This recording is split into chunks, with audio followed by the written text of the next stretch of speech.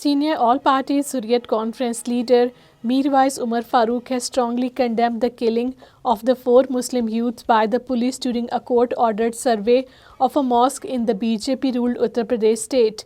3 men, Naeem, Bilal and Noman, were killed when the Indian police opened fire on the Muslim protesters opposing the court-ordered survey of the Shahi Jamia Masjid in the Sambal district.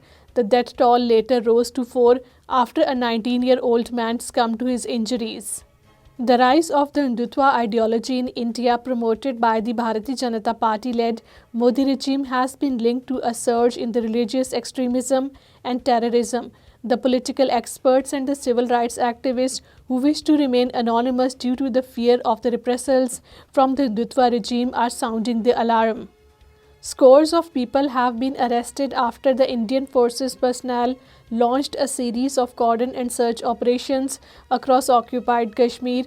Personnel from the Indian Army's Rashtriya Rifles, Central Reserve Police Force and the Special Operation Group conducted operations in the Thana Mandi, Darhal and Sangh areas of the Rajouri and the Udhampur districts. Senior leader of the National Conference and Indian Parliament member Agha Ruhullah Mehdi has strongly condemned the communal harassment faced by the Kashmiri traders in Surjanpur village, Himachal Pradesh, attributing the incident to the policies of the ruling Bharatiya Janata Party. Harassment of the 2 traders, instigated by the wife of a local sarpanch, was captured in a disturbing video that went quickly viral on the social media.